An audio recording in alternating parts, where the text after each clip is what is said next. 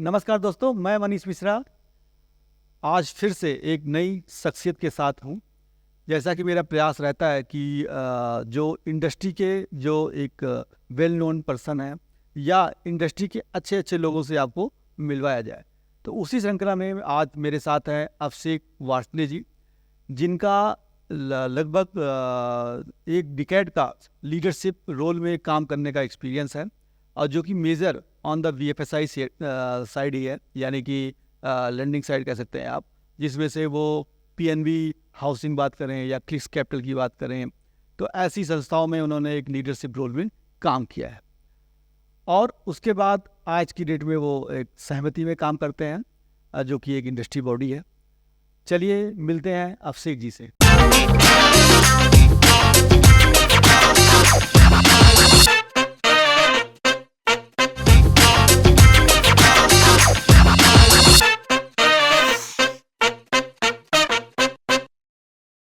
ये Indian financial forum क्या है और ये कैसे आपने बनाया या आपके पास कैसे विचार आया बनाने का, और ये क्या क्या करता है, इससे जुड़ने का क्या फ़ायदा है, इसके बारे में बताएं और अपने बारे में थोड़ा सा और इंट्रोडक्शन दे दें। जो मेरे पास जानकारी थी वो तो मैंने दी आपको। सो मनीष भाई, मैं आपको स्टार्ट करता हूँ अपने इंट्रोडक्शन से। और पहले तो आपको थैंक करना चाहता हूँ कि and it was very much required, क्योंकि हमारे प्लान्स जो हैं और पॉडकास्ट करने के लिए कम्युनिटी मेंबर्स के साथ तो बहुत ज़रूरी है कि हम एक स्टार्ट IFF का इंट्रोडक्शन से ज़रूर हो। और अपने बारे में अगर मैं बताना चाहता हूँ तो मुझे लगता है कि I come from a normal background, वैसे आम आदमी जैसी ज़िंदगी है। आप देखोगे तो mediocre college, mediocre education background, but my father was into government job. और क्योंकि स्टेट गवर्नमेंट था तो we have been travelling places. तो पूरी माय एजुकेशन में इफ़ आई सी तो 6 से 7 सिटीज़ में ऑलरेडी वी वर देयर। और इस मेरे फादर की जॉब का और my mom was a socialite, उन दोनों का मेरी लाइफ में बड़ा इन्फ्लुएंस हुआ। और the reason why IFF is what it is right now, काफ़ी कुछ इन जो मेरे बचपन रहा है उससे काफ़ी इन्फ्लुएंस है। सो कैसे है, मेरे my dad was a very aggressive government employee, और इस वजह से उनके काफ़ी ट्रांसफर्स भी हुए और काफ़ी गुस्सैल रहते थे। वो गुस्सैल रहने का इस लेवल का था कि हमारे घर तक, हमारी कॉलोनीज होती थी गवर्नमेंट की, तो वहाँ पे घर तक मॉम को लोग शिकायत करने आते थे। एटलीस्ट मुझे ये चीज़ बड़ी दिखती थी क्लियर कि I should be a person जो कि थोड़ा लाइकेबल हो। सो आई मोर ऑन पीपल प्लीजिंग गाय। तो वहाँ से वो चीज़ मैंने देखा कि मुझे नहीं करना, ये मुझे सही नहीं लगता। बट आई स्टार्टेड, मेरी पर्सनालिटी में वो ट्रेड आया कि आई इंश्योर्ड कि I become a more pleasing गाय। दूसरा, ये प्लीजिंग वाला एक्सप्रेशन कहाँ से आया? मतलब घर में मम्मी से, मॉम तुमसे क्योंकि डैडी हल्ला करके आते थे घर पे, जब शिकायत होती थी तो mom used to calm down. तो मुझे लगता था कि एक तो वो थोड़ा सा वो देख के मुझे शायद वहाँ पे इम्बाइब हुआ कि बहुत ज़रूरी है। There was one good thing I have seen in my father कि बिकॉज गवर्नमेंट के पास रिसोर्सेज कम रहते हैं, तो he was very successful in getting people together. और एक कॉमन कॉज, क्योंकि शहर को बढ़ाना होता था उनका मेजर एजेंडा कि वहाँ पे डेवलपमेंट हो पाए, तो सब लोगों को साथ में लाके कैसे डेवलपमेंट कर सकते हैं, उनकी काफ़ी सक्सेस स्टोरीज रही हैं। He was very famous about it. तो वो चीज़ मैंने देखा कि यार कोलैबोरेशन में बहुत पावर है।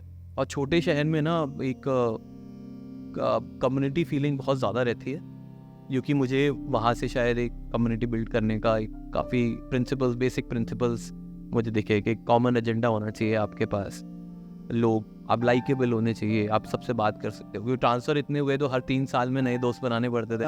तो एक जो बैरियर होता है जो मैं आज के टाइम में देखता हूँ, दोस्त फिक्स नहीं रहे, आप जल्दी दोस्त बनाते हो, तो वो एक कैरेक्टरिस्टिक्स मेरे अंदर थी जो काफ़ी हेल्पफुल थी। और एक और चीज़ जो काफ़ी सपोर्टिव रही है इस कम्युनिटी को बिल्ड करने में, जो आज हम जहाँ पे हैं, वो है कि मेरे अंदर हमेशा से ये रहता था जज्बा कि मैं कहीं पे भी रहूँ मुझे ज़्यादा लोग जानते हो।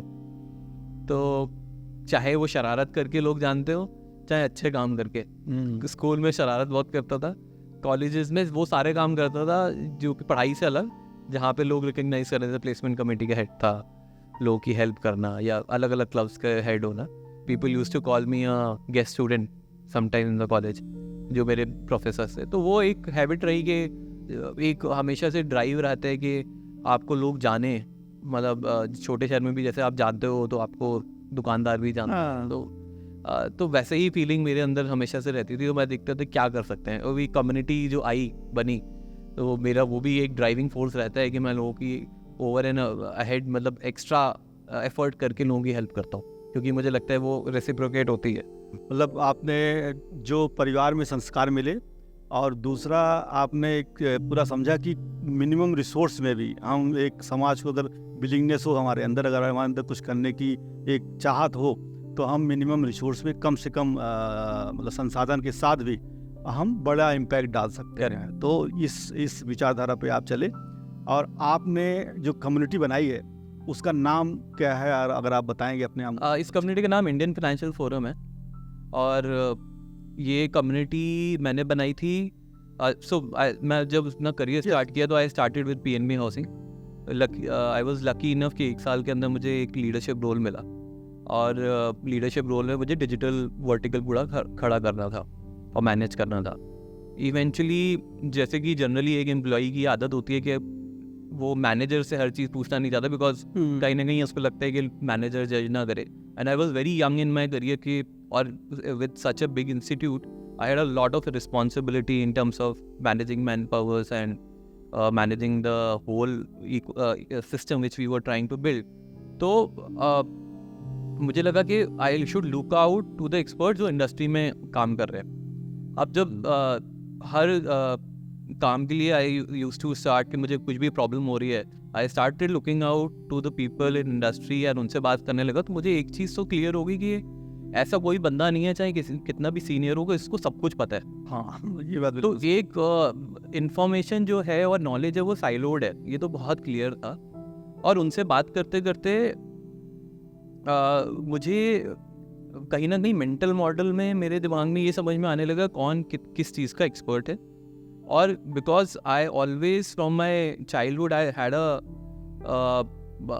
Kind of habit which is very good कि यार एक तो मुझे सबसे आगे रहना है, इन सेंस कि नया कुछ हो तो मुझे पता होना चाहिए. उसका इन डेप्थ ना पता हो, लेकिन पता होना चाहिए. मुझे कोई पूछे तो आइडिया होना चाहिए, मतलब मुझे आम लोगों से ज़्यादा पता हो. तो उस लेवल का मेरा हमेशा से रहा था. और एक और हमेशा से एक जो बहुत बड़ा मोटिवेटर है इस कम्युनिटी को बिल्ड करने में कि हम इंडस्ट्री लेवल प्रॉब्लम सॉल्व करें. तो IFF जब हम बना रहे थे तो उस टाइम भी हमारा एक बहुत क्लियर विजन था, जिसकी वजह से काफ़ी लोग सपोर्ट भी कर रहे थे कि आप हाउसिंग फाइनेंस में जब आपको सबसे बड़े 2 चैलेंजेस हैं जो इस जर्नी को डिजिटल नहीं होने देते, वो है टेक्निकल और लीगल. तो मैंने बोला कि यार अगर हम collaborate, since I was discussing many pen points with everybody, तो मुझे समझ में आया इंडस्ट्री में ये पेन पॉइंट तो है, डिजिटल जर्नी नहीं कर सकते हम end to end. But I started preaching कि यार अगर सब लोग, सारे बैंक्स और हाउसिंग फाइनेंस वाले लोग मिलके डेटा शेयर करने लगें तो आप इंटेलिजेंस बना सकते हो और अपना काफ़ी कॉस्ट कम कर सकते हो, जो आप वैल्यूएशन में और फ्रॉड चेक्स पे लगा देते हो. तो एक बहुत नेक कॉस्ट था, जिसकी वजह से लोगों को और लगा कि यार ये कम्युनिटी वैल्यू ऐड कर रही है और सब लोगों का फ़ायदा था इससे, राइट. तो हमने कम्युनिटी बनाई initially to solve for housing finance, but with my interest, with my job change into secured lending, धीरे धीरे वो इवॉल्व होता रहा. आज कम्युनिटी 3000 प्लस मेंबर्स की है, and it's a volunteer driven community. हमारे पास कुछ 100 वॉलंटियर्स हैं जो हमें इसको स्केल अप करने में हेल्प कर रहे हैं और time and time on end of करते रहते हैं. तो this was about what IFF is. तो जैसा कि आजकल तो जो जॉब में जिन जी जो हैं, या जो भी जॉब करने का माइंडसेट जिसका होता है, तो वो नाम नहीं तो क्या करता है, जॉब करता है तो वो ज़्यादातर वो अपने मैनेजर पे डिपेंड होता है या बाकी अपने इकोसिस्टम पे डिपेंड होता है, मतलब इनिशिएटिव नहीं लेता है. तो डेफिनेटली एक लीडरशिप क्वालिटी तो चाहिए ही होती है किसी भी इनिशिएटिव के लिए. तो आपकी जो लीडरशिप स्किल थी, उसने आपकी जो आवश्यकता थी वही आविष्कार की जननी बनी, यानी कि तो इसका मतलब कि आपका जो एक क्यूरियोसिटी थी या जो अपने जॉब को डिलीवरी करने का जो एक चाहत थी, या वो उसकी वजह से आप जो है लोगों से जुड़ते गए और एक ये कम्युनिटी आप तो मतलब जो जाने अनजाने में कम्युनिटी फॉर्म कर ली। करेक्ट, बिल्कुल सही कह रहे हो। अब ये मैंने कभी सोचा नहीं था कि 6 साल पहले कि आज इस लेवल पे हम होंगे, क्योंकि ये तो समझ में आ गया था ये सबको ज़रूरत है कि लोगों को नॉलेज नहीं है, एक्सपर्टीज़ कम है, मतलब स्क्यूड है। तो आप अगर एक कॉमन प्लेटफॉर्म एक बिल्ड कर देते हो जहाँ पे सब लोग आए और नॉलेज एक्सचेंज करें और एक दूसरे की हेल्प करें, तो it will have a huge impact. Eventually एक और चीज़ ने काफ़ी हेल्प करी कि इंडिया में जो BFSI सेगमेंट बड़ा ग्रोथ हुआ, वो लास्ट 6-7 ईयर्स में ही हुआ। तो आप देखो कि गवर्नमेंट के रेगुलेशंस, रेगुलेटर के रेगुलेशंस, पॉलिसी मेकर्स के चेंजेस वो बहुत फ्रीक्वेंट हो रहे थे और टेक्नोलॉजीज़ भी नहीं आ रही थी। तो ऐसे प्लेटफॉर्म की बहुत ज़रूरत, आवश्यकता थी कि जहाँ पे लोगों को पता चलता रहे कि क्या लेटेस्ट टेक्नोलॉजीज़ हैं, क्या इनोवेशन हो रहा है। पॉलिसी मेकर्स ने कुछ रेगुलेशंस निकाले तो इसके इम्पैक्ट क्या हैं, दूसरी कंपनी क्या कर रही है। तो हमारी कम्युनिटी की एक स्ट्रेंथ और मैं आपको बताना चाहता हूँ कि इट इज़ मेजरली इसमें प्रैक्टिशनर। एक चीज़ मैं आपको रोकूंगा, मतलब रोकूंगा नहीं, कंटिन्यू आप करते रहिएगा। बस खाली एक दिमाग में मेरे आया जो कि कम्युनिटी का जो अगर ये वाला कॉन्सेप्ट देखिए इंडस्ट्री कम्युनिटी का, तो जैसे फिक्की है, CII है और MSME में बहुत सारे चैम्बर बना रखे हैं, मतलब आप ये सारे तो बने हैं बट ये कोई एक्टिव नहीं है। आपका कहने का मतलब ये है कि ये उतने अच्छे काम नहीं कर रहे कि ये नहीं, मैं लोकल कम्युनिटी का काम जरूरत पड़ रहा है हमें। मुझे लगता है कि मतलब इंक्लूड कहीं ना कहीं तो हाँ is something which we have kind of cracked it. अभी हम लोग वॉलंटियर ड्रिवन है, कोई एंटिटी नहीं है, लेकिन आप फ्यूचर में हम ज़रूर सोचते हैं कि मे बी ये इंडस्ट्री बॉडी बन सकती है, क्योंकि ये कॉमन सजेशन है जो लोग मुझे कम्युनिटी मेंबर भी पुश कर रहे हैं। SRO काइंड ऑफ नहीं, मैं SRO तो नहीं कहूँगा, लेकिन चैम्बर, हाँ industry chamber, anything on industry body, because eventually हमारा एम है कि हमें इंडस्ट्री लेवल प्रॉब्लम सॉल्व करनी है, सो दैट लोगों को इनोवेशन में ज़्यादा दिमाग लगाएं इंस्टेड ऑफ री इन्वेंटिंग द व्हील, या उनकी लाइफ इजी करनी है हमें किसी तरह अपनी कम्युनिटी मेंबर्स की। तो नहीं होती ये तो देखिए, ये बिजनेस कम्युनिटी की बात करेंगे तो ये कम्युनिटी तो मतलब एजेस पुरानी है। मतलब ये लोग जो बिजनेसमैन है आपस में मिल के एक दूसरे की प्रॉब्लम सॉल्व करके इंडस्ट्री का जो एसोसिएशन होती थी सारा काम करती ही थी। बट आज की डेट में चूंकि वो सोशल आइसोलेशन बोलो उसको, या किसी भी कारण से वो डिस्कनेक्ट होता जा रहा था, तो जिसकी वजह से ये जो एक तरह से ये कम्युनिटी बिल्डिंग का जो कॉन्सेप्ट है वो आया, जो कि एक तरह से डिजिटल या ऑफलाइन मतलब बहुत सारी छोटी छोटी कम्युनिटी बिल्डअप होना शुरू हुई। हाँ, तो मुझे लगता है ज़रूरत थी और ऐसे हमारी जैसे कम्युनिटी की और ज़रूरत है। लेकिन कम्युनिटी बिल्डिंग में ये भी बताना चाहता हूँ, बहुत ही ऑर्गेनिक ग्रोथ होती है और बहुत टाइम लगता है इसको बिल्ड करने में। Luckily we were at the right time and because we had, मुझे लगता है कि एक बहुत बड़ा रीज़न है कि वो इतनी एक्टिव है क्योंकि प्रैक्टिशनर ड्रिवन कम्युनिटी ज़्यादा है।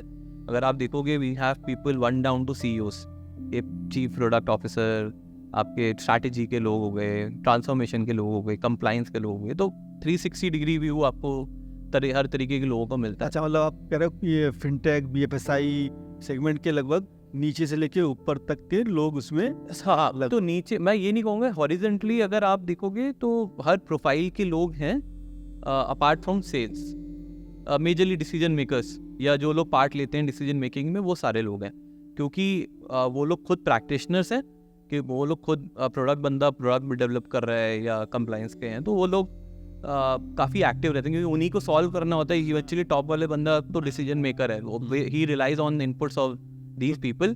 तो ये लोगों ने काफ़ी एक्टिव किया हुआ है हमारी कम्युनिटी। अच्छा, जैसे मैं स्टार्टअप इकोसिस्टम या इसको देखता रहता हूँ, तो इसमें बहुत देखता हूँ बहुत सारे व्हाट्सएप कम्युनिटी बन जाती है, टेलीग्राम कम्युनिटी बनी हुई है, तो उसमें मैक्सिमम देखें तो सेल्स के ही लोग वो पिछले करते रहते हैं उसको, मतलब कि एक टेक्निकली देखा जाए तो उसमें कोई कंस्ट्रक्टिव कुछ भी मिलता नहीं है। मैं बहुत सारे ग्रुप्स में हूँ लेकिन वहाँ पे कोई ऐसा कंस्ट्रक्टिव नहीं मिलता।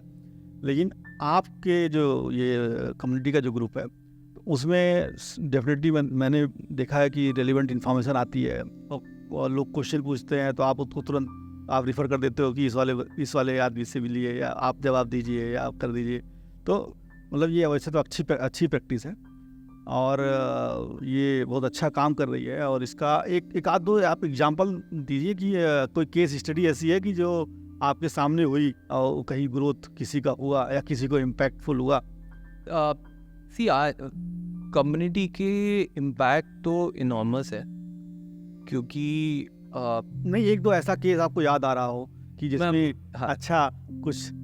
सो I remember a recent case, this was a company जिसको लेंडर्स नहीं मिल रहे थे, अच्छा they had a very good model.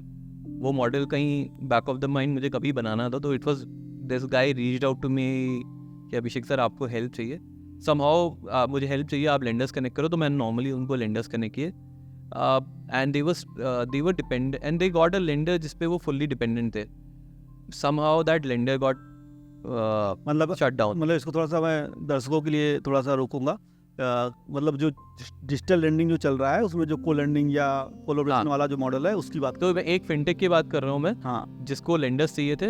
Initially they were looking out for lenders, we help them lenders. Luckily उनको बाहर से लेंडर कोई मिला, उस पर डिपेंडेंसी बनी, उन्होंने बिल्ड किया प्रोडक्ट. एक टाइम आया कि वो लेंडर के बंद हो जाने की वजह से they were in a situation that they had to shut down the business. मेरे पास रात में कॉल आता है, आई रिमेंबर कि सर हम आपसे मिलना चाह रहे हैं. मैंने क्या हुआ, बोलते सर हमें ना कोई लेंडर मिल नहीं रहा था. इवेंचुअली हमें किसी 2 बड़ी फर्म से पिच किया है, we are meeting them, we will sell them the company जो भी मॉडल हमने बिल्ड किया है. तो बिकॉज मैंने आपको बताया कि जो बिल्ड कर रहे थे वो मॉडल कभी ना कभी शायद मैंने वो सोचा था मॉडल और उस पर थोड़ा बहुत काम भी किया था. तो एकदम से मुझे लगा कि नहीं, I should help them. So I just picked up the call and called 2-3 people which I thought can be of help. फिर मैंने उनको बोला कि आप इनसे एक बार कनेक्ट करो, और आई टोल्ड देम कि थोड़ा सा और पेशेंस चाहिए बिकॉज ये तो young chap who build the product. And I told them थोड़ा सा पेशेंस को मिलना चाहिए, आपको हो जाएगा काम, मुझे थोड़ा सा टाइम चाहिए. लेकिन दे सेड कि नहीं सर, हमने डिसाइड कर लिया, बहुत काफ़ी टाइम से we have been trying and sorry. तो काफ़ी टाइम से वी वर ट्राइंग. तो फिर भी आप कनेक्ट करा दो. मैंने कनेक्ट करा दिया. Later after a weeks time I got a call from this guy. He said कि सर आपने जिससे कनेक्ट कराया था, not only he extended the support that हम लोग आपको लेंडिंग देंगे, लेंडिंग का लिए we will support as an NBFC, we will also infuse money अच्छा टू सपोर्ट दैम. जबरदस्त. तो जो कंपनी बिल्कुल तैयार थी बिकने के लिए, अच्छा, उसको इन्वेस्टर भी मिल गया और लाइफ लाइन भी मिल गई. लाइफ लाइन भी मिल, कमिटमेंट मिल गया. I am and then I think maybe then they also got more funding etcetera. But this was something which was like very shocking. और मुझे मुझे लगता है कि एक हफ्ते में ऐसा कन्वर्जन, मतलब this was amazing. So while building this community, people have kind of enforced trust on me. And मुझे लगता है कि आप जब ये कर्मा ही है, आप लोगों के लिए बिना सोचे करते रहो और आपको ना मिलता रहे. It comes back to you. Definitely. और मेरे लिए तो I think this community is result of this karma only. तो ये जैसे ये आपने बताया कि ये आपने बिजनेस में, टेक्निकली बिजनेस डेवलपमेंट साइड में आपने इसका हेल्प किया, ऐसे ही आपको लगता है कहीं आप कोई रेगुलेशन में फंसा हो या कहीं टेक्निकल में फंसा हो, कहीं पे मतलब बिजनेस मॉडल में कहीं फंसा हो, ऐसा भी डेफिनेटली हेल्प होता ही होगा. ये तो रेगुलर ऑन एंड ऑफ चलता रहता है. वी बाय वर्च्यू के हमारे पास रेलेवेंट लोग हैं. तो अगर मैं पूरे मंथली में बात करूं तो टेंटेटिव हमारे ग्रुप पे कुछ पर डे कुछ 100 चैट्स होती हैं, जहाँ पे 40 to 50 हमने एक बार एनालिसिस किया था एक महीने की चैट का. I am just telling you, कुछ 50 रिक्वेस्ट थी जहाँ पे प्रोडक्ट डिस्कवरी की थी. अच्छा. और कुछ 30-40 पार्टनरशिप्स. और अगर मैं इम्पैक्ट प्लेसमेंट की बात कर रहा हूँ तो मैंने खुद मोर देन 110, और जो मुझे पता है कि मेरे हाथ से लगाए हुए लोग हैं. अच्छा अच्छा. वी हैव इतने हमने प्लेसमेंट्स कराए हैं. और we have a group called report पे चर्चा. हाँ. रिपोर्ट सरगम भी कहते हैं हम उसे. वहाँ पे 400+ रिपोर्ट्स हैं. अच्छा. We have a international chapter जहाँ पे 10 कंट्रीज़ के रिप्रेजेंटेटिव्स हैं. We have been helping our startups to go abroad and giving them access to them. So these are all tangible outputs which I can think of. मतलब India के बाहर भी आप अपना झंडा गाड़ दिए. So मुझे लगता है जैसे हमने India ecosystem, finance BFSI ecosystem के लिए एक सेतु का काम किया है, और हमारी जैसी कम्युनिटीज़ अक्रॉस द ग्लोब हैं. And we also want to be a part of a global alliance जहाँ पे ऐसी कम्युनिटी साथ आके एक दूसरे की एक्सपर्टीज़ कैसे या नॉलेज एक्सचेंज या लोगों को असिस्ट कर सकती हैं अपनी अपनी कंट्रीज। अब जैसे अगर बात करें सिंगापुर की या यूएस की, और मतलब बेसिकली 2 जगह पे फिनटेक ज़्यादा एक्टिव है, या चाइना में भी है, तो मतलब यहाँ पे भी तो कम्युनिटी काम कर रही है, अच्छा करती है, मतलब जो हमने भी देखा है। तो we have around 4 communities which are kind of part of our community. मैं उनके साथ डिस्कशन कर रहा हूँ जहाँ पे हम लोग एक कॉमन रास्ता, एक कॉमन MOU अगर हम कर पाएँ इन कम्युनिटीज़ के साथ, सो दैट उन अगर दुबई की कोई कम्युनिटी है तो वो इंडिया में कैसे कम्युनिकेट करे, who should be the right point, हम लोग सॉल्व करने की कोशिश कर रहे हैं। सो आप देख सकते हो कि IFF का नेक्स्ट लेवल जो होगा, वी आर प्लानिंग कि हम उसको एक ग्लोबल अलायंस की तरह दिखा पाए और करा पाए। नहीं, बिल्कुल। अच्छा, अब एक तो कम्युनिटी की बात हमने किया, अब इसके अलावा जैसे कि आजकल जो फिनटेक जो प्रोडक्ट आ रहे हैं, आपको देखते होंगे कि रोज मतलब एक अच्छे प्रोडक्ट आ रहे हैं, तो उसमें फिनटेक का मतलब तो ज़्यादातर लोग तो लेंडिंग ही मानते हैं, मतलब फिनटेक का तो ज़्यादा अगर आप देखेंगे तो 90% लेंडिंग ही है। इस पे आप सहमत हैं या इसके अलावा? नहीं, मुझे लगता है फिनटेक इज़ एनीथिंग जहाँ पे टेक्नोलॉजी को यूज़ करके आप फाइनेंस को सॉल्व कर रहे हो या उसको और एफिशिएंट बना। नहीं, ये तो एक ब्रॉड पर्सपेक्टिव हुआ, लेकिन आजकल जो स्टार्टअप इकोसिस्टम में जो स्टार्टअप्स आ रहे हैं, तो उसमें ज़्यादातर लोन वाले ही सेगमेंट में आ रहे हैं कि नए लोग भी आ रहे हैं कि? नहीं, मुझे लगता है वेल्थ एक काफ़ी अपकमिंग सेगमेंट है। अच्छा, वेल्टेक, इंश्योरटेक, ये 2 सेगमेंट है जहाँ पे काफ़ी काम हो रहा है और जहाँ पे काफ़ी काम होना है। तो ये 2 सेगमेंट है जो अपकमिंग है, लेकिन ऑब्वियसली फिनटेक में लोन लेंडिंग ज़्यादा है क्योंकि वहाँ पे पैसा ज़्यादा बनता है। तो इवेंचुअली प्रेशर आज के टाइम में VCs का और फंडर्स का है कि आप प्रॉफिटेबिलिटी लाओ, तो lending is the easiest game. अगर आपके पास कस्टमर बेस है और आप उसको लिवरेज करना चाहते हो, तो नॉर्मल ऑर्गेनिक रास्ता है कि आप फिनटेक बन सकते हो, यहाँ पे यू कैन अर्न मनी। तो पूरी जो लेंडिंग टेक या लेंड टेक या जो डिजिटल लोन की बात करेंगे, इस वाले सेगमेंट की बात करेंगे, तो इसमें आपको क्या दिखता है, मतलब ये कहाँ किस तरफ जा रही है और इसका कितनी अपॉर्चुनिटी है, या नए लोगों को इसमें आना चाहिए, नहीं आना चाहिए, या पुराने लोग जो हैं उनको कैसे अपने आप को क्या चेंजेस लाना चाहिए अपने उसको अपने ग्रोथ के लिए, या जो फ्यूचर का ये आप देखेंगे कि रेगुलेटर बड़ा टाइट हो रहा है, चाहे वो RBI की बात करेंगे या बाकी भी जो रेगुलेटर टाइट हो रहे हैं, और उसके अलावा जो बाकी चूँकि डेमोक्रेटिक कंट्री है तो उसकी वजह से बाकी रूल भी टाइट हो रहा है, जैसे अभी नया जो क्रिमिनल जो IPC था वो चेंज हो गया, तो ऐसे बहुत सारे जो एक चेंजेज हो रहा है हिंदुस्तान में, तो उसका इम्पैक्ट कैसे देखते हैं आप, ये फिनटेक, ये लेंडिंग टेक पे या लोन वाले या डिजिटल लोन में कैसे आने वाला है? सो मनीष जी, आप और मैं उसी एरिया के पार्ट हैं जहाँ पे शुरुआत में जब फिनटेक बढ़ रहा था, हाँ, तो हम न्यूज़ में ये देखते थे कि क्या हो रहा है ये मार्केट में, ये फिनटेक तो बैंक्स और लेंडर्स को ख़त्म कर रहा है। अब मैं न्यूज़ पढ़ता हूँ तो एटलीस्ट विजिबिलिटी और थॉट लीडरशिप में ये क्लियर थॉट है कि ये दोनों सर्वाइव करेंगे साथ साथ, रेगुलेटेड एंटिटीज़ और फिनटेक। और आपको पता है कि हम already there is a lack of penetration in terms of credit gap बहुत बड़ा है इंडिया में, तो there is still hope of and scope of many fintechs who can build some very good product. Majorly it's a collection business lending, जिसके पास customer control है और collection पे कंट्रोल है, तो और सिकीनेस है कस्टमर की, तो वहाँ पे मुझे लगता है काफ़ी स्कोप है, वो अभी भी बिल्ड कर सकते हैं। तो अभी तक अगर आप देखेंगे डिजिटल लेंडिंग में, तो ज़्यादा तो सफल जो अभी हुए हैं तो ज़्यादा अनसिक्योर्ड वाले, और वो भी मेजरली ऑन द सैलरीज वाले, जैसे अर्ली सैलरी की बात करेंगे या बाकी भी सैलरी वाले ज़्यादा सफल हुए। और उसके अलावा MSME में जैसे वो लेंडिंग कार्ड हो गया या फ्लेक्सी लोन हो गया, ऐसे प्लेयर सफल हुए। इसके अलावा कौन सा सेगमेंट आप देखते हैं जो कि जिसको ये नए फिनटेक या नया इनोवेशन, जैसे अब कुछ लोग सप्लाई चेन में ट्राई किए करने का, मतलब सप्लाई चेन में चूँकि मार्जिन उतना ज़्यादा नहीं है, उतना सफल मुझे नहीं मतलब दिखा, तो आपका क्या ओपिनियन है इसमें? नहीं, मुझे लगता है कि MSME, anything related to MSME, micro LAP काफ़ी अपकमिंग सेगमेंट है। माइक्रो लैब मतलब? Micro LAP is a loan ticket size of 5 to 10 lakhs okay, with a secured collateral. चाहे उसमें आप डिफेक्टिव कोलैटरल भी ले सकते हो। अच्छा। इंडिया में जो प्रॉपर्टीज़ हैं उसमें काफ़ी प्रॉपर्टीज़ ऐसी हैं जहाँ पे जो टाइटल है वो क्लियर नहीं है, लैग करता है।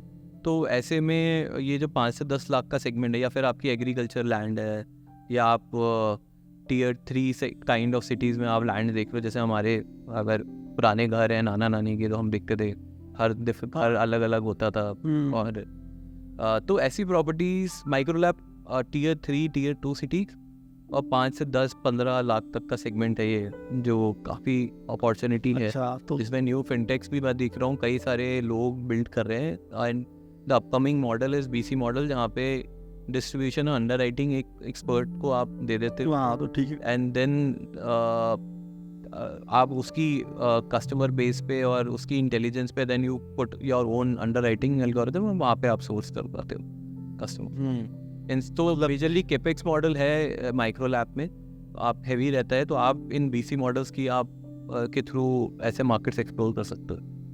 BC मॉडल मतलब ये जो कोलैबोरेशन वाला। कोलैबोरेशन, जहाँ पे Definitely. आपकी सोर्सिंग, आपकी ब्रांच नेटवर्क आप किसी और का यूज़ कर रहे हो, हाँ, और उनके ऊपर कहीं ना कहीं थोड़ा रिलायंस होता है ऑन अंडर राइटिंग और कलेक्शन। ऑल्दो आपको आप नॉर्म्स के हिसाब से अंडर राइटिंग खुद भी करनी है और लोग करते हैं, बट थोड़ा आपके फुट ऑन स्ट्रीट मैनेज करने का, आपका वहाँ पे शॉप खोलने का जो आपका ब्रांच है, वो कॉस्ट काफ़ी कम हो जाता है। अच्छा, मैक्रो लैब का 1-2 एग्जांपल लीजिए, स्टार्टअप कोई ऐसा कर रहा हो तो।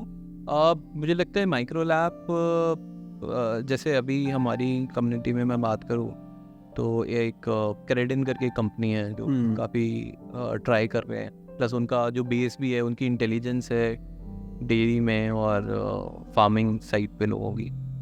और टॉप ऑफ द माइंड मुझे अभी यही आ रहा है। बड़ी कंपनियों में there are people who are taking advantage, DMI finance काफ़ी DMI finance, RDMI finance. Micro LAP एक अच्छा आपने बताया लोगों के लिए। इसके अलावा कौन सा सेगमेंट आपको लगता है कि और लेंडिंग में जाना चाहिए, मतलब लोगों को ट्राई करना चाहिए? मुझे लगता है कि जैसे ULI आया है, वो भी काफ़ी ईज आउट करेगा। जैसे मुझे एक जो सेगमेंट है जो EV फाइनेंसिंग, मुझे लगता है काफ़ी अपकमिंग सेगमेंट है, क्योंकि कहीं ना कहीं हमारा ट्रांजिशन हो रहा है, व्हीकल्स बदल रहे हैं, रेट्रोफिटिंग हो रही है पुराने आपके जो CNG या पेट्रोल से चलने। हाँ, इसमें एक वो है ना कि इसमें जो बैंक्स हैं वो EV को या जो छोटे रिक्शाज को, जो छोटे उनको फाइनेंस नहीं करते बैंक। हाँ। तो नामली NBFC ही करती हैं। तो इसमें भी हाँ करेक्ट, तो इसके अंदर थोड़ा काम होना है। तो अगर आप देखोगे तो वो लोग फाइनेंस करने में कंफर्टेबल है जो L5 व्हीकल है। जो लेड एसिड बैटरी वाले लोग हैं जो L3 पे काम करते हैं, उसमें प्रॉब्लम है। L5 is doable, people funds them.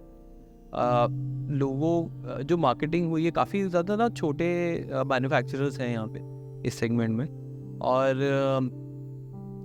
L3 eventually L5 जो होती है उसकी कॉस्टिंग काफ़ी कम होती है L3 से ओवरऑल, अगर आप साइकिल में दिखोगे। But eventually at the time of purchasing आपको वो दिख रहा होता है 1 से 1.5 लाख के बीच में आपको ऑटो रिक्शा, 1.5 लाख के आसपास आता और वो 4 लाख का आता है। तो अपफ्रंट जो कॉस्ट होता है एक बैरियर होता है लोगों के लिए, इसलिए L5 पे नहीं आते। लेकिन L5 is a much better product and companies are trying के उसके बेनिफिट या उसके अराउंड वो प्रोडक्ट बिल्ड कर पाए, सो दैट इनकी जो लोग ड्राइव करते हैं उनको फंडिंग भी दी जा पाए और उनको बेटर अर्निंग हो पाए। अभी मैंने 3-4 दिन पहले एक लार्क का लिया था, मतलब रोहित जी के साथ मैंने किया था पॉडकास्ट। तो उसमें वो लैस के बारे में क्या ओपिनियन है आपका, लोन अगेंस्ट सिक्योरिटी, जो कि एक मतलब एक अच्छा सेगमेंट मेरे, मतलब जो मैंने ऑब्जर्व किया, वो भी एक अच्छा सेगमेंट है। आप क्या? मैं बिल्कुल एग्री करता हूँ। लैस एक काफ़ी बड़ा अपकमिंग सेगमेंट है, उसका पेनिट्रेशन इंडिया में बहुत ज़्यादा नहीं हुआ है, और इसकी ब्यूटी इसलिए भी है क्योंकि ये सिक्योर्ड है, काइंड ऑफ सिक्योर्ड है। तो आपको NBFCs को लाइंस मिलना बैंक से काफ़ी इजी हो जाता है। तो जो नए स्टार्टअप्स हैं वो काफ़ी सारे, अभी अगर मैं देखूँ तो आई हैड हमारे कम्युनिटी में वोल्ट मनी के फाउंडर है 50fin, आदित्य इज जितने भी, और ये Rohit is also part of community. They building very good products and there is a huge opportunity still lying untapped जो आप कर सकते हो। अपॉर्चुनिटी को मैं 2 तरीके से देखता हूँ, क्योंकि coming from a financial inclusion side, security सबके पास नहीं होते। टू फ्लेज। जैसे आपने मैक्रो लैब की बात करी है, तो मैक्रो लैब एक जो है मतलब अच्छा प्रोडक्ट है, इसमें कोई दो राय नहीं है, बट इसमें प्रॉब्लम आती है लीगल और एग्जीक्यूशन की। उसके अलावा चूँकि मॉर्टिजेबल प्रॉपर्टी नहीं होती, लीगल इन्फोर्समेंट का बात आता है, और उसके अलावा फिजिकल करना पड़ेगा इसमें। अगर आप इसकी लैस की बात करें या गोल्ड लोन की बात करें, लैस और गोल्ड दो चीज़ें, सिक्योरिटी मतलब म्यूचुअल फंड और स्टॉक और प्लस गोल्ड, ये ऐसे प्रोडक्ट हैं जो कि हर आदमी के हर घर में है ही कुछ ना कुछ। चाहे हो सकता है कि वो 2 लाख का हो या हो सकता है 2 करोड़ रुपए का हो, बट उसके पास कुछ ना कुछ तो होगा ही, और पैसे की ज़रूरत उसको पड़ती है। तो अगर उसको लोन बैंक नहीं देता है या कहीं से प्राइवेट लेंडर्स लेने जाएगा तो बहुत महंगा पड़ता है, तो वो इसको यूज कर सकता है, मतलब इसको कैपिटलाइज कर सकता है। 2 लाख का उसके बाद पड़ा है तो 1 लाख के बाद उसको मिल ही जाएगा, मतलब अगर 50% LTV पे जाते हैं शेयर्स में। ऐसे सेम इसी तरह इसीलिए गोल्ड पॉपुलर हुआ था। और लैस पॉपुलर नहीं हो पाया इंडिया में, या नहीं हो पा रहा है अभी तक। मतलब अगर आप देखें अभी लैस जो हो रहा है वो जो बड़े टिकट साइज में ही हो रहा है। मतलब अगर B2C में बात करें लैस तो ना नहीं हो रहा है। तो इसका मैं मतलब कारण मतलब मुझे समझ नहीं आ रहा कि क्यों नहीं हो पा रहा है, या इस पर कोई ट्राई नहीं कर रहा है या कैसे है। देख अब जितने फिनटेक्स हैं ये ट्राई कर रहे हैं अलग अलग तरीके से, बट मुझे भी थोड़ा एक्सप्लोर करना पड़ेगा कि रीज़न क्या है। एक जो मुझे जैसे अगर आप देखोगे काफ़ी सक्सेस लास्ट टाइम 1-2 साल से MF सेंट्रल काफ़ी एक्टिव हुआ है। तो अगर आप सिक्योरिटी पे चार्ज क्रिएशन की बात करोगे वो प्रोसेसेस में काफ़ी इम्प्रूवमेंट आया है। जो मुझे पता है NSDL के पास API है, क्योंकि आपको डिपॉजिट अगर आपको शेयर्स पे लियन क्रिएट करना है तो NSDL से आप लेंगे, लेकिन CDSL DP से लेना पड़ेगा जो। हाँ DP से लेना है, लेकिन CDSL है वहाँ पे लोगों को अभी क्लियर API मतलब एक API की अवेलेबिलिटी नहीं है जहाँ पे आप डिजिटल कर पाओ। लैस में जो पहले प्रोसेस चल रहे थे वो पेपर वर्क बहुत ज़्यादा था, आपको एक्चुअली एक लेटर हेड पे वो तो मुश्किल ही था, वो बहुत मुश्किल था, वो नहीं कर पाए। लेकिन जैसे वो भी था ना कि वो उसकी अथॉरिटी भी नहीं थी, फर्जी हो सकता। हाँ सर, आपकी वैलिडिटी उसकी कॉस्ट इतना हो जाता था कि, और इतना टाइम कंज्यूमिंग है कि लोग नहीं उसको प्रेफर करते थे। But with digitalization in SEBI world तो काफ़ी ईज आउट हो रहा है, मोर वर्क इज़ देयर, थोड़ा और इजी होगा तो ये अडॉप्शन बढ़ जाएगा। एक मतलब एक और बहुत अच्छी बात पीछे से निकल के आई थी, ये डिजिटल लैंडिंग में जो लोगों ने डिजिटल लैंडिंग जो पॉपुलर हुआ, इसकी वजह से क्या हुआ कि आज कोई भी स्टार्टअप अगर आता है डिजिटल लैंडिंग, पहले डिजिटल लैंडिंग स्टार्ट करना बड़ा मुश्किल होता था। जैसे मतलब आप बात करें डिजिटल लैंडिंग की, और बजाज फाइनेंस ही एक था जो अपनी डिजिटल लैंडिंग करता था एंड टू एंड, जिसको डिजिटल लैंडिंग बोलते हैं, वो बजाज फाइनेंस ही करता था। आज डेट में अगर डिजिटल लैंडिंग करनी है तो बहुत ज़्यादा कॉस्टली अफेयर नहीं रह गया, कोई भी आदमी स्टार्ट कर सकता है LSP करके। तो मुझे लगता है एक थोड़ा सा वहाँ पे तो ये मुझे ये जो रीज़न आप बता रहे हो कि बहुत एंट्री बैरियर नहीं है, हाँ, तो कहीं ना कहीं रेगुलेटरी एंगल से भी ये एक कंसर्न था कि जो कंपनी सोर्सिंग कर रहे हैं या जो पार्टनर कर रहे हैं उनके पास क्या उतना कंप्लाइंस है कि वो कस्टमर के राइट्स को प्रोटेक्ट कर पाए प्रॉपरली, या डेटा एक्सचेंज पे क्या कंसर्न्स हो सकते हैं। काफ़ी सारे रहे हैं अभी तक KYC नॉर्म्स में इश्यूज से जो रेज हुए। तो with DPDP act coming in coming times atleast data के लेवल पे तो गवर्नेंस बहुत बढ़ जाएगी और काफ़ी compliance cost it will not, plus we have seen that how the regulator has tightened the outsourcing norms. तो अगर आप कुछ आउटसोर्स कर रहे हो किसी पार्टनर को तो वो भी बहुत टाइटन हो गए। तो क्लियरली फिनटेक्स को थोड़ा इवॉल्व होना पड़ेगा इन terms of their compliance cost going high, क्योंकि अगर उनको पार्टनर करना है तो जो रेगुलेटेड एंटिटी है he will do a very good due diligence, and that has become a barrier for, and it is very good for the ecosystem at least from a customer rights protection. It is very necessary कि जो लोग interact कर रहे हैं आपके साथ directly, जो फिनटेक्स कर रहे थे with customers, they are complying enough with the regulatory norms. दूसरा आपको क्या लगता है कि ये लैस मतलब जो सॉरी LSP वाला जो मॉडल है, मतलब जो NBFC के साथ FLDG मॉडल पे करते हैं, या जैसा कि हमने पीछे देखा कि कुछ मतलब बहुत सारे फिनटेक काम कर रहे थे, मतलब पीछे NBFC लगी थी, FLDG पे काम हो रहा था, मतलब अच्छा चल रहा था, और अचानक वो बंद हो जाता है, स्टॉप हो जाता है। तो वो बहुत सारे NBFC जो LSP से उसके साथ मतलब प्रॉब्लम हो गई। तो मतलब इसको कैसे देखते हो, ये भी एक बहुत बड़ा प्रॉब्लम है ना? मतलब नहीं, मुझे see lending is a business of experience, generally जो फिनटेक्स आ रहे थे, these were people who understand lending, but उन्होंने वो फेजेस लेंडिंग के नहीं देखे हैं जो एक लेंडर की साइड पे एक्सपीरियंस होता है। तो अगर आप जो बंद हुए मॉडल वो ऐसे थे कि जहाँ पे आप अंडरराइटिंग पूरी आउटसोर्स करी हुई है, लेंडर्स को पता नहीं है कि क्या कैसे वो कस्टमर को अंडरराइट कर रहे हैं, KYCs कैसे हो रहा है। एंड लेंडर को कंफर्ट ये था कि लोग वेंट टू द एक्सटेंट कि आप 100% कवर दे रहे हो, कि अगर कस्टमर डिफॉल्ट होता है तो इट इज़ माई 100% कवर, और these cover were not also backed by 100% liquid guarantees वो कॉर्पोरेट एंटिटी। तो इससे इकोसिस्टम पे काफ़ी बड़ा इम्पैक्ट होता अगर कुछ ब्लंडर होता, और कुछ ब्लंडर्स हुए भी जिसको रेगुलेटर ने इनिशियली देखा और चैलेंज भी किया और रोका। मुझे लगता है कि इट इज़ राइट कि हम मतलब मेरा पॉइंट इसमें दूसरा है। मेरा पॉइंट है, एक तो रेगुलेटर वाला एंगल तो है ही, वो हमेशा से रहेगा ही, उस पर हमारा कंट्रोल नहीं है। मतलब रेगुलेटर तो चूँकि डेमोक्रेटिक कंट्री है तो हमें जो है जो जनता है उसका ख्याल तो रखना पड़ेगा। अगर कोई उसका KYC नॉर्म्स को फॉलो नहीं हो रहा है या उसको प्रॉब्लम होती है या कुछ भी ऐसा होता है तो उसको रेगुलेटर तो रोकेगा ही, मतलब टाइट करेगा।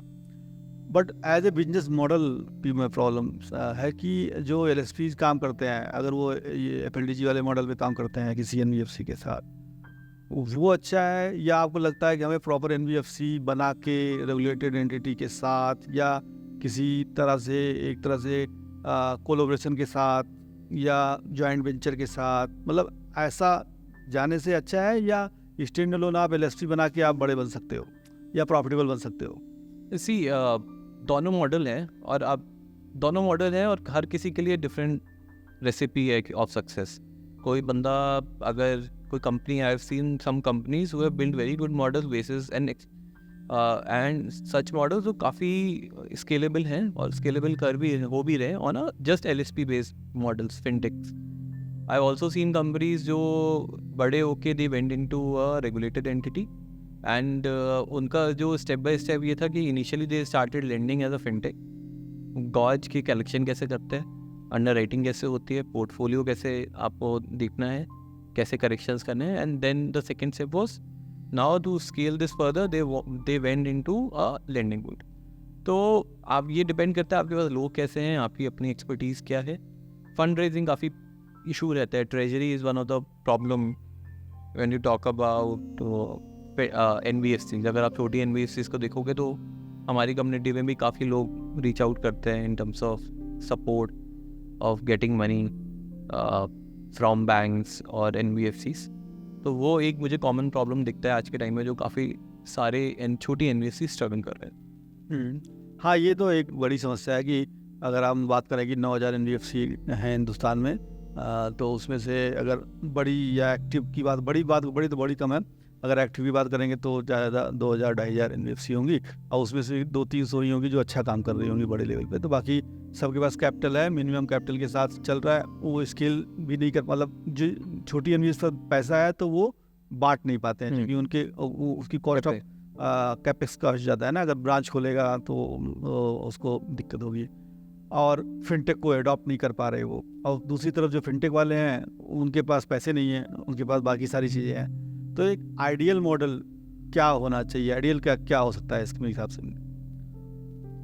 तो अगर आप मुझसे पूछोगे तो मैं, because coming from regulated entities, तो मैं I am very comfortable going with a regulated entity model, because वहाँ पे स्केलेबिलिटी और रेगुलेटरी एंगल उसका नहीं है। Although you get into all compliances and regulatory audits, वो स्कोप में आ जाता है, but then regulators don't see you, but then you can do things legally. You have all the rights to take advantage of all the services which are there. तो अच्छा, तो मतलब यही होगा कि जो रेगुलेटेड एंटिटी हैं या तो वो फिनटेक को एक्वायर करें, या फिनटेक रेगुलेटेड एंटिटी के साथ आ जाए, या जो रेगुलेटेड एंटिटी है वो अपने आप को फिनटेक बना ले, यानी कि टेक्नोलॉजी को सहारा ले या अपने आप को अपग्रेड करे। मतलब अगर ऐसा कुछ करते हैं तब ये मॉडल सफल है। हाँ, बट मैं आपको वही कह रहा हूँ कि दोनों को एग्जिस्ट करते हैं। It can be separate, it can stand, these are two standalone separate businesses, साथ मिलके भी काम कर सकते हैं। NBFCs में अब कोलेंडिंग का, छोटी NBFCs को सॉल्व करने के लिए कोलेंडिंग है which is working very fine. तो वहाँ पे अगर आपको ट्रेजरी इशू भी है तो इट हेल्प्स। अगर आपने एक स्केलेबल बुक बना ली है तो आपको वो लेंडिंग लाइन मिल जाती है, तो आपकी problem of treasury get solve quite a bit. और ये हमने लैंडिंग की बात करी, अब हम वेल्थ टेक पे आते हैं। अब वेल्थ टेक में जो जैसा कि आपने देखा होगा, ये फाइनेंशियल इन्फ्लुएंसर या फिन इन्फ्लुएंसर का बड़ा वो अभी पीछे चला था या चल भी रहा था, अभी भी है, बट लेकिन ये अभी RBI ने बहुत सारे लोग 1500 से ज़्यादा हटा दिए उस वो सारी सेबी ने। तो वेल्थ टेक में क्या लगता है आपको कि ये इनोवेशन जो हो रहा था बिना रेगुलेटेड एंटिटी के, यानी कि जो लाइसेंस या सेबी इंटरमीडिएट, बिना सेबी इंटरमीडिएट का लाइसेंस लिए जो ये काम करते हैं, मतलब ये वेल्थ टेक वाले, तो इसमें आपको क्या लगता है कि कैसे ये चल रहा है आगे, कैसे इसका फ्यूचर क्या है? बहुत अच्छा फीचर है, क्योंकि अगर आप इंडिया में पेनिट्रेशन देखोगे तो इंश्योरेंस पेनिट्रेशन कुछ 4% है GDP की, एज कम्पेयर टू 7-8% ग्लोबली। कुछ 10% लोगों के पास सिर्फ डीमैट अकाउंट्स हैं, और सिर्फ आई थिंक सिमिलर रेशियो है कि 20 से 25% लोग हैं जिनके पास पेंशन प्लान्स हैं या पेंशन प्लान्स में कवर्ड है। तो बाकी जो रिटायर्ड पॉपुलेशन है उसमें से, तो बाकी पॉपुलेशन तो अनकेटर्ड है। Reason being one can be के easy accessibility of these products. Wealth में हमेशा से ये एजेंट ड्रिवन मॉडल से, एजेंट ड्रिवन मॉडल में काफ़ी प्रॉब्लम रहती थी, क्योंकि अगर आप हमारे पेरेंट्स की बात करोगे और आपके भी किसी पेरेंट ने अगर आपके पेरेंट ने भी कोई पॉलिसी कराई होगी तो LIC सबसे पहली पॉलिसी थी। क्यों? क्योंकि LIC एजेंट्स कोई ना कोई हमारे रिश्तेदार होता था, और वो पॉलिसी वो पिच करता था जो उसको जहाँ पे कमीशन ज़्यादा मिलता था। लकीली RIA लाइसेंसेस सेबी ने दिए, जहाँ पे RIAs को बोला गया और उनके चार्टर में ये था कि आप मैन्युफैक्चरर के साथ बैक टू बैक अरेंजमेंट नहीं कर सकते, तो आपका फोकस पूरा कस्टमर सर्विस पे होगा, आपको पैसा भी सर्विस से लेना। कस्टमर तभी पैसा देगा जब आप उसको सर्विस दोगे और प्रॉफिट होगा। तो विद टाइम आप देखोगे कि SEBI has been very active regulator, जहाँ पे वो लोग कस्टमर सेंट्रिक इनोवेशंस को प्रमोट भी कर रहे हैं और क्रब कर रहे हैं उन गलत मिस सेलिंग को, या कोई भी ऐसे लोग जो मिसलीड कर रहे हैं कस्टमर्स को। सो दैट जैसे इंश्योरेंस में हमारे साथ हुआ कि इंश्योरेंस का पेनिट्रेशन का ना होने का एक बहुत बड़ा रीज़न था कि हमेशा मिस सेलिंग हुई, या इंडिया में हमेशा insurance as a investment product बेचा गया। एंड लोगों को फिर जब बाद में लगा कि यार कुछ मिल नहीं रहा, हमें नुकसान हो रहा है। और अभी भी तो अगर आप देखें सबसे ज़्यादा यूलिप बेचते हैं इंश्योरेंस वाले भी, तो यूलिप भी एकदम एक तरह से बेस्ट प्रोडक्ट है। एज उसको इंश्योरेंस प्रोडक्ट तो कहा नहीं जा सकता। तो इंडिया में भी ऑब्वियसली जब कंपनीज हैं, इंश्योरेंस कंपनीज, उनको भी मार्केट करना है, और अगर इंडिया माइंडसेट है जहाँ पे वो इन्वेस्टमेंट के साथ इंश्योरेंस दिखते हैं, तो उनके हिसाब से एटलीस्ट मैं ये कहूँगा कि ठीक है, अगर वो इंश्योरेंस स्टैंड अलोन नहीं ले रहे तो यूलिप के थ्रू इंश्योरेंस कवर तो थोड़ा मिल रहा है। लेकिन हाँ, विद टाइम अब अवेयरनेस बहुत बढ़ चुकी है, लोगों को पता है कि एटलीस्ट जो जहाँ पे मैं इंटरेक्ट कर रहा हूँ लोगों से, तो दे क्लियरली सी कि इन्वेस्टमेंट और इंश्योरेंस को मिक्स नहीं करना चाहिए, दे आर टू सेपरेट। वो जो मतलब मेट्रोज में कहो या जो एक अपर क्लास बोलो उसको, वो समझ गया है आज की डेट में, बट नीचे अगर आप बात करेंगे तो आज भी वही है, आज भी। हाँ, तो अब ये वेल्टेक जो प्रोडक्ट्स है, these are there is a huge opportunity अगर आप ग्राउंड और टियर 2 टियर 3 सिटीज में देखोगे। मतलब फाइनेंशियल लिटरेसी पे अगर फोकस करके कोई वेल्टेक का काम करता है तो वो बहुत बड़ा सफल हो सकता है। जैसे आप मनी व्यू एक कंपनी है, देखोगे आप, तो पहले उसने एडवाइजरी या रिकमेंडेशन या ऐसे भी काम करा, आज वो एक तरह से पूरा एक फिनटेक की तरह काम कर रहा है, वेल्टेक की तरह काम कर रहा है। तो मतलब अगर आप फाइनेंशियल लिटरेसी को फोकस करके कुछ काम करते हैं तो सफल हो सकते हैं। करेक्ट, और ये डिजिटाइज ही हो सकता है, क्योंकि अगर आप एजेंट बेस्ड मॉडल बनाओगे तो कभी भी वो सक्सेस नहीं आ पाएगी, क्योंकि एजेंट के लिए जो कस्टमर 20-30 हज़ार रुपये कमा रहा है महीने का, उसके लिए वो कभी भी ROI नहीं दे पाएगा. तो only tech can reach to the last mile, and hence जो वेल टेक कंपनीज हैं, they have a huge responsibility of taking these services to the last mile. हाँ, मतलब Zerodha one of the best example है, मतलब कि digital का सहारा लेके जो, मतलब ये तो ब्रोकरिंग सेगमेंट में फिलहाल, बट अगर बात करेंगे कि जो आप बात कर रहे हो डिजिटल से, जो बिना ब्रोकर के मॉडल के डायरेक्ट B2C, मतलब आज की डेट में अगर आप किसी को बोलोगे डीमेट अकाउंट खुलवा लो, तो वो नाम ली वो कहता है मैंने खुलवा लिया है, मेरा जीरोधा पे है, ग्रुप पे है, या जो मतलब जो टॉप के ब्रोकर है उसके पास है, मतलब वो आज की डेट में लोकल ब्रोकर के पास. ये सक्सेस स्टोरीज है कि लोगों ने कस्टमर सेंट्रिक अप्रोच लेके और प्रोडक्ट बनाए ऐसे जो कस्टमर को बहुत कन्वीनियंट है और कस्टमर को प्रॉफिट भी दे रहे हैं. नहीं, अच्छा है. तो फिर से बैक टू कम्युनिटी ज्ञान के बाद, तो अब कम्युनिटी में जैसे बताया आपने कि कम्युनिटी से जुड़ने का एक तो पूरे इकोसिस्टम से जुड़ते हो आप, एक आप जो इंडस्ट्री लीडर हैं उनसे जुड़ते हो आप, ये सब चीज़ें एक डेवलप होती हैं. तो आप कैसे इसको, आपका क्या आगे देखते हो कि इसको आगे कहाँ ले जाना है अगले 5 साल में, 10 साल में? सो मनीष भाई, आज के टाइम में जैसे मैंने आपको अभी पहले भी बताया था, जैसे हमने इंडिया में सबको जोड़ने का काम किया है across horizontally across all BFSI and extended ecosystem. We want to take IFF to a global level, a kind of global alliance जहाँ पे हमारी जैसे कम्युनिटीज़ जुड़ पाए, और हम अपने कम्युनिटी मेंबर्स जो टेक प्लेटफॉर्म बना रहे हैं या जो भी स्टार्टअप्स हैं जो अगर बाहर जा सकते हैं, ऑलरेडी हम बिट्स एंड पीसेस में ये काम करते रहते हैं कुछ कंट्रीज़ के साथ.